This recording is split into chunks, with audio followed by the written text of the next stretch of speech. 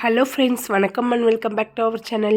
இன்றைக்கி நம்ம சேனலில் என்ன வீடியோ பார்க்க போகிறோன்னா, சளி, இருமல் இந்த மாதிரி பிரச்சனையெல்லாம் சரி பண்ணக்கூடிய மிளகு மஷ்ரூம் சூப் தான் செய்ய போகிறோம். வாங்க இந்த மிளகு மஷ்ரூம் சூப் எப்படி செய்கிறதுன்னு இந்த வீடியோவில் பார்க்கலாம். இந்த வீடியோ உங்களுக்கு பிடிச்சிருந்தா நம்ம சேனலை இப்போ தான் புதுசாக பார்க்குறீங்கன்னா நம்ம சேனலை லைக் பண்ணுங்கள், ஷேர் பண்ணுங்கள், சப்ஸ்கிரைப் பண்ணுங்கள். அப்படியே பக்கத்தில் இருக்கிற பெல் பட்டனையும் கிளிக் பண்ணுங்கள். நம்ம வீடியோஸ் எல்லாமே உங்களுக்கு உடனே நோட்டிஃபிகேஷனாக வந்துடும். வாங்க வீடியோக்குள்ளே போகலாம்.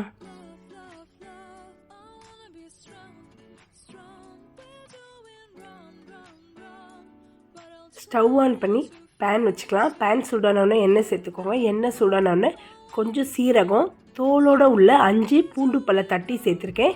கொஞ்சம் இஞ்சியை குட்டி குட்டியாக கட் பண்ணி சேர்த்துட்டு ஒரு பெரிய வெங்காயம், இதுக்கு தேவையான அளவு உப்பு சேர்த்து இதை நல்லா மிக்ஸ் பண்ணிக்கோங்க.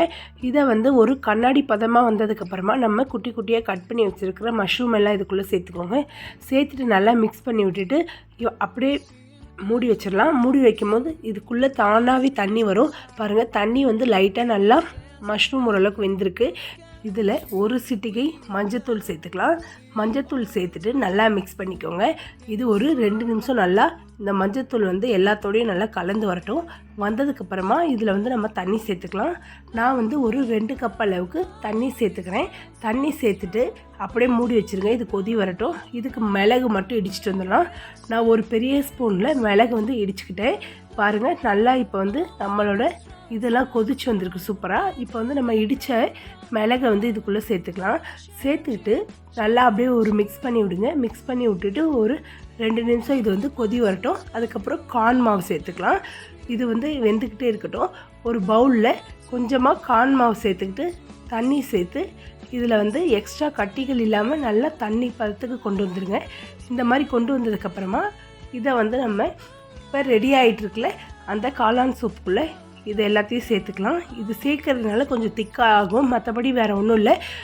உங்களுக்கு பிடிச்சிருந்தா சேர்த்துக்கலாம், இல்லைனாலும் சேர்க்கலைனாலும் பரவாயில்ல. நம்ம காளான் சூப் ரொம்ப டேஸ்ட்டாக சூப்பராக இருக்கும். பாருங்கள் நல்லா சூப்பராக ரெடி ஆயிடுச்சு. இப்போ மல்லித்தலை சேர்த்துட்டு நம்ம பரிமாறிடலாம். இந்த வீடியோ பிடிச்சிருந்தா உங்கள் ஃப்ரெண்ட்ஸுக்கும் ஷேர் பண்ணுங்கள்.